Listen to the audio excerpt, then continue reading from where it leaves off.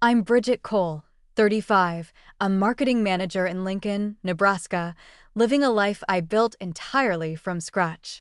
That day, during a tense morning meeting at work, my phone buzzed on the table, breaking my focus. A text from my sister lit up the screen. Send me $2,800 for prom. I froze, jaw tightening. $2,800 for a dress and one night of partying? I typed back, earn it yourself. Minutes later, my parents' reply landed like a slap, pay or get out of this family. My heart pounded. For years, I had sent them money, believing it was only for emergencies or urgent needs. But this? A demand that I fund my sister's prom or be disowned. Anger surged through me, mixed with something sharper, the painful realization that maybe they had been taking me for granted far longer than I had ever wanted to admit. That night, after hours of pacing and replaying their words in my head, I made a choice. My fingers hovered, then pressed, cancel, cancel, cancel everything. By 8:30 the next morning, my entire world had shifted upside down. And soon after, I uncovered a truth so shocking you won't believe it. If you've ever faced family pressure like this, share your experience in the comments. I'd love to hear how you handled it. And stay tuned, because more real stories like mine are coming your way. To understand why my sister's text shocked me, you need to know about my family. I built my life from nothing, no handouts, no shortcuts. Growing up, I learned early that hard work was my only way out. My parents never saw it that way. My mother and father poured everything into my sister, their golden child, the baby of the family. I was 17 when she was born, already fending for myself, working part-time jobs while they doted on her every whim. My mother, always the decision-maker, and my father, her quiet supporter, lived beyond their means.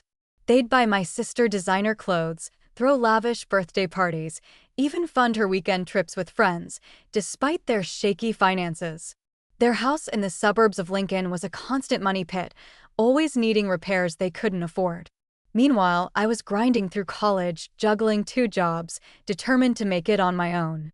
By 25, I landed my first marketing gig. By 30, I was running campaigns for major clients, living comfortably alone, no strings attached. My parents. They saw me as their safety net. For years ago, I set up a joint family account to help them cover bills, utilities, groceries, the basics. I thought I was doing the right thing, easing their stress. I was too busy to monitor it closely, assuming they'd use it responsibly. My sister, though, grew up expecting everything on a silver platter. At 18, she's hooked on luxury, $500 dresses, $200 dinners, you name it. My parents enabled it, draining their savings to keep her happy. I didn't realize how deep it went until now. I always felt like the outsider, the one who had to prove herself while my sister got a free pass. My mother would say, she's young. Let her enjoy life. My father just nodded along. I kept my head down, built my career, and sent money when they asked. But that account I set up? It was my biggest mistake. I trusted them, thought they needed it for necessities. Looking back, I see the signs: new jewelry on my sister, my mother's vague excuses about unexpected expenses. I should have questioned it sooner. My whole life, I've been the responsible one, the one who fixed their messes. Yet somehow, I'm the one they turn on when I say no. Growing up, I'd hear my mother's voice, sharp and dismissive, whenever I asked for help. Figure it out, Bridget. But for my sister, they'd drop everything. I remember her 10th birthday, $2,000 on a princess-themed party while I worked weekends to pay for textbooks. My father once said, she's our second chance to get it right. It stung, but I swallowed it, kept pushing forward. My sister's demands grew bolder each year: new phones, concert tickets, shopping sprees. My parents never blinked, even when their bank account was in the red. I thought I was helping by setting up that account, but I was blind to how they used it. I've spent years proving I don't need them, building a life I'm proud of. My sister, though? She's never had to lift a finger. My parents made sure of that, no matter the cost. And me? I'm the one they expect to foot the bill. That day, I was working when my phone started buzzing nonstop. My sister's text glared from the screen. I need $2,800 for prom. Send it now. My blood boiled. $2,800 for a high school dance? For a dress she'd wear once and a limo to show off? I typed back, my fingers shaking with irritation. No way. Get a job and earn it yourself. I hit send, expecting her to sulk, maybe send a whining reply. Instead, my phone rang seconds later. Her voice was shrill, dripping with entitlement. You're so selfish, Bridget. It's just prom. Why can't you help me? I gripped the phone tighter, forcing myself to stay calm. You're 18, I said. Plenty of kids work part-time for prom. Try it. She scoffed, her tone venomous. You don't get it. I deserve this. Before I could respond, she hung up, leaving me staring at a blank screen, my stomach churning. Deserve it? Since when did she deserve my money? I tried to focus on work, but my mind kept replaying her words. I'd spent years proving I could stand on my own while she got everything handed to her. The unfairness stung, a sharp reminder of every time my parents chose her over me. I remembered begging for $50 for a school trip at 16, only to hear my mother snap, "We can't afford it." Yet, my sister got $200 for concert tickets without blinking. By noon, I heard her voice again, this time through a voicemail she didn't mean to send. "Mom, Dad, Bridget's being impossible," she whined. "Tell her to pay." I froze, picturing her pacing their suburban living room, playing the victim as always. Minutes later, my mother's text hit like a blade. "Pay for your sister's prom, or don't bother calling yourself part of this family." My father's message followed, short and ice-cold. "Do the right thing, Bridget." My hands trembled as I read it again. The right thing? I'd sent them thousands over the years. $1,000 for their mortgage, $2,000 for emergencies, countless smaller amounts to cover their bills. And now they were threatening to disown me over a prom dress. My chest tightened, a mix of anger and betrayal. This wasn't just about prom. Something was off, and I could feel it in my bones. I called my sister back, hoping for clarity. "Why is this such a big deal?" I asked, my voice steady despite the rage bubbling inside. "Ask Mom and Dad," she shot back. "They said you'd pay. It's my right." Her right? I nearly laughed at the absurdity. "You don't have a right to my money," I said. "Grow up," she screamed. "You're ruining everything," and hung up again. I sat there, my heart pounding, replaying every call, every vague excuse my mother gave when I sent money. "We're struggling, Bridget," she'd say, her voice always too quick, too rehearsed. My father's rare calls always ended the same. "Can you help us out?" I'd never questioned it, too busy with work, too trusting of family.by afternoon, I was pacing my office, ignoring emails, my thoughts spiraling. My sister's entitlement wasn't new, but this demand felt different, bolder, almost planned. I pulled up my banking app, scrolling through years of transfers to that family account. 1,000 sent, no questions asked. $1,500 here, $800 there, always with a promise it was for necessities. My mother's excuses echoed, the car broke down, or we had a rough month. I'd believed them, thought I was helping. Now their threats felt like a script they'd rehearsed too many times. I texted my mother, "Why is prom worth disowning me?" No reply. I tried my father, "Explain this, Dad." Silence. Their refusal to answer only deepened the knot in my chest. I sat back, staring at my phone, the weight of their words sinking in. They weren't just demanding money. They were bullying me, using family as a weapon. I thought about the joint account, the one I'd set up to help them. I hadn't checked it in years, too caught up in deadlines and meetings. What had they been doing with it? My sister's tantrum, my parents' quick threats, it wasn't just about a dress.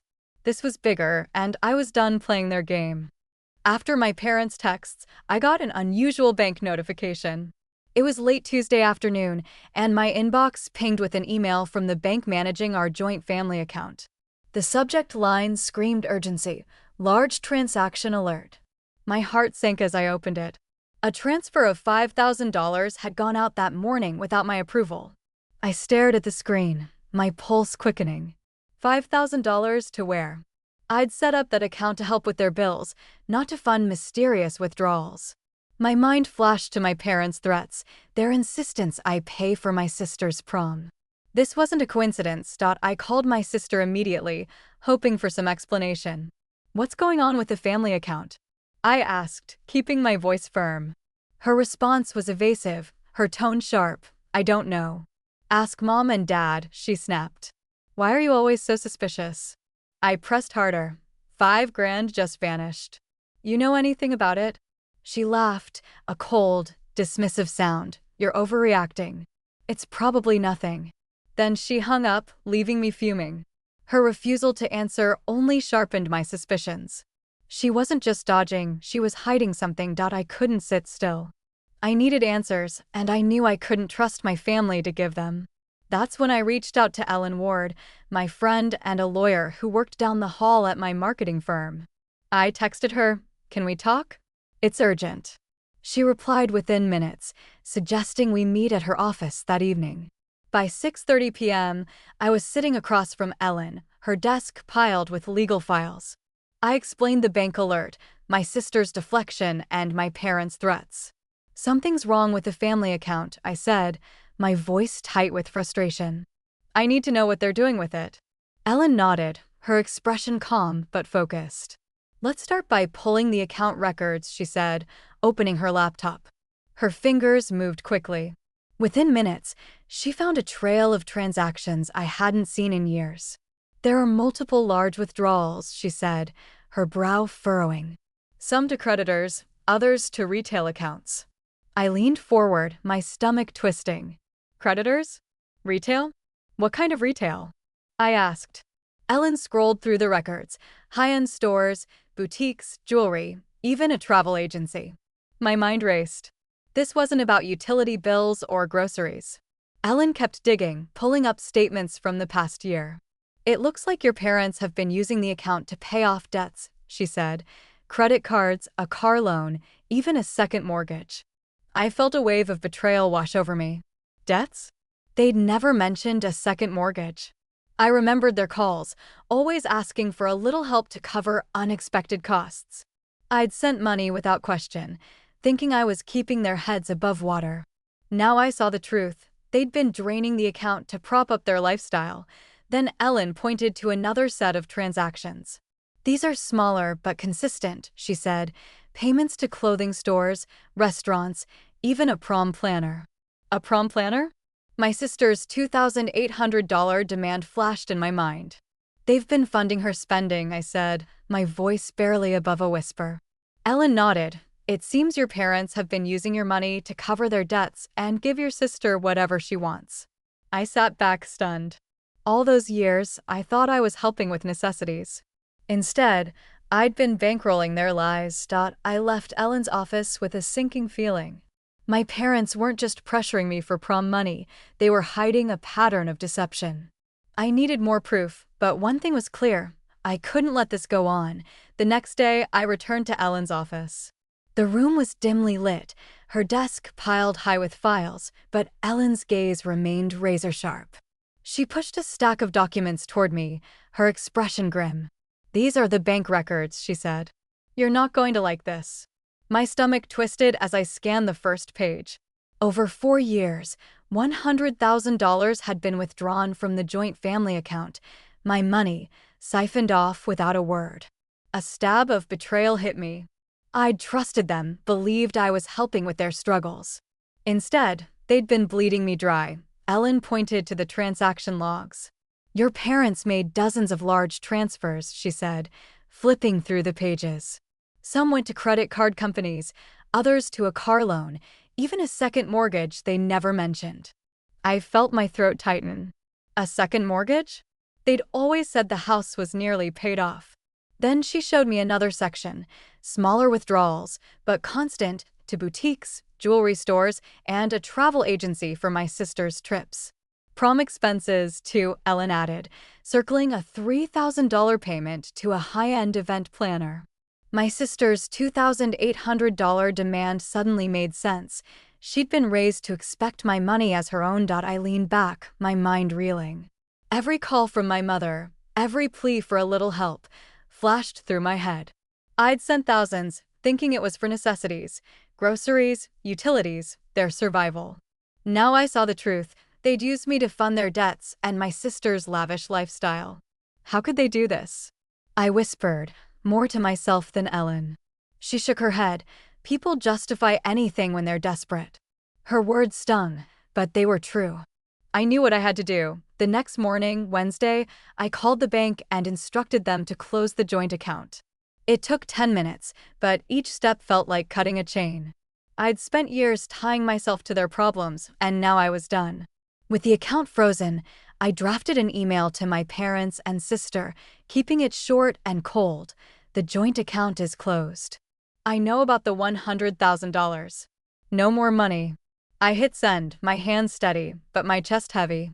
This wasn't just about money, it was about trust, and they'd shattered it. Within hours, my phone exploded.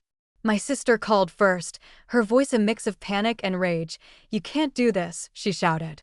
"We need that account." I stayed calm, though my pulse raced. "Need it for what?" "More designer dresses," I asked. She sputtered, then screamed, "You're tearing this family apart," and hung up. My mother's text came next, a wall of words. "How dare you accuse us? We needed that money to survive." Survive on luxury trips and prom planners? My father's message was shorter, but no less desperate. "Bridget, think about what you're doing to us." I didn't reply. Their excuses rang hollow. I called Ellen to update her. "They're freaking out," I said, my voice shaking with a mix of anger and relief. She wasn't surprised. "They're scared because their safety net is gone," she said. "You did the right thing." I wasn't so sure. Closing the account felt like freedom, but it also felt like losing the family I'd spent years trying to hold together. Their lies had changed everything, and I wasn't sure what came next. 1 week later, I drove to my parents' house in suburban Lincoln. My hands gripped the steering wheel, a folder of bank documents tucked beside me. The weight of what I was about to do pressed against my chest. I'd spent days preparing, replaying Ellen's findings. $100,000 drained from the joint account over 4 years, part of a larger mess. $500,000 in debts my parents had racked up. Today, I'd face them and lay it all bare. No more lies. I walked into their living room, the air thick with tension. My mother sat on the couch, her eyes already narrow. My father stood by the window, arms crossed, his face unreadable. My sister slouched in an armchair, staring at her phone, avoiding my gaze. I didn't waste time. "I know everything," I said, dropping the folder onto the coffee table. "The account I set up to help you? You took $100,000 and you're drowning in $500,000 of debt." I spread the documents out, bank statements, transaction logs, proof of their spending, credit card payments, a car loan, a second mortgage they'd hidden, and worse, thousands funneled into my sister's designer clothes and trips.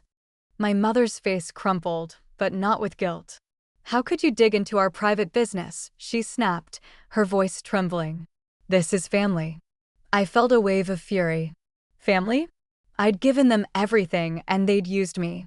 "You lied to me," I said, my voice steady despite the hurt. "You said it was for bills, for survival. Instead, you funded her lifestyle." I pointed at my sister, who still wouldn't look up.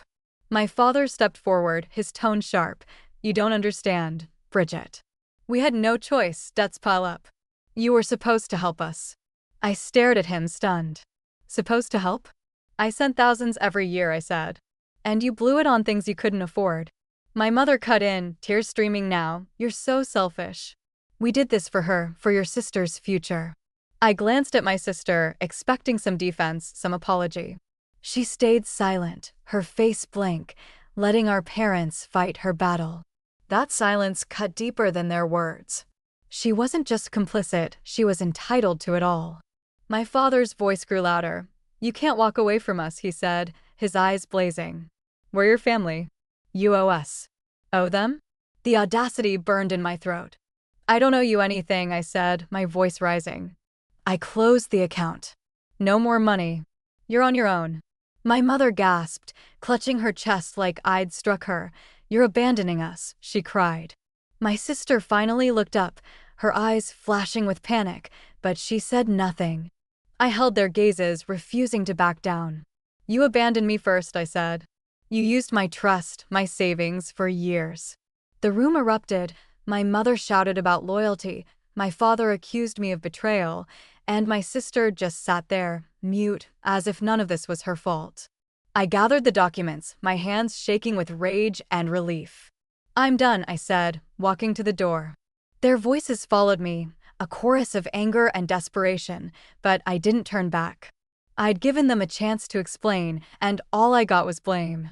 This was the end of their hold on me. After the meeting, I returned home and made my final decision. The weight of my family's betrayal sat heavy, but I knew what I had to do. I'd already closed the joint account, but that wasn't enough. I opened my phone, blocked my parents' numbers, and filtered their emails to spam. My sister's number went next. Each tap felt like severing a thread I'd spent years tying myself to. It hurt, but it also brought a quiet strength.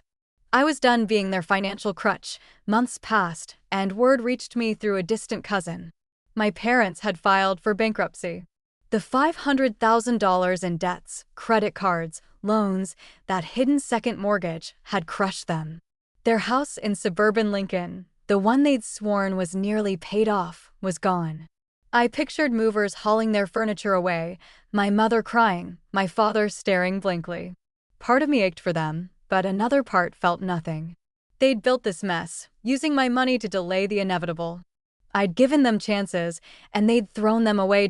My sister faced her own reckoning. Without my parents' handouts, she had to grow up fast. The cousin mentioned she'd taken a part-time job at a clothing store, folding shirts and ringing up customers. I imagined her standing behind a counter, forced to earn what she'd once demanded from me. The girl who thought $2,800 prom dresses were her right was learning to stand on her own. I didn't feel triumph, just a bittersweet relief. Maybe she'd understand one day what I'd tried to teach her. As for me, I found a new kind of peace. The constant calls, the guilt trips, the demands, they were gone. I focused on my life, my career, my savings. I started seeing a therapist to unpack the years of manipulation, to rebuild the confidence my family had chipped away. Setting boundaries wasn't easy. It meant letting go of the hope that they'd change, that they'd see me as more than a bank account. But it also meant freedom. I learned to say no, to protect my own future, to stop letting their chaos define me. Looking back, this whole ordeal taught me something vital. Family doesn't mean obligation. Love shouldn't come with a price tag. I spent years thinking I had to save them, that their problems were mine to fix. I was wrong. Setting boundaries, taking control of my finances, and walking away from toxicity, that's what saved me. If you're out there, caught in a similar cycle, know this: you don't owe anyone your security. Protect yourself first. It's not selfish, it's survival. To everyone listening, thank you for following my story. It's been a tough road, but sharing it helps me heal. I'd love to hear your experiences. Have you ever had to set boundaries with family? Drop a comment below and let's talk about it. If this resonated with you, hit that subscribe button and join me for more real stories. Your support means everything.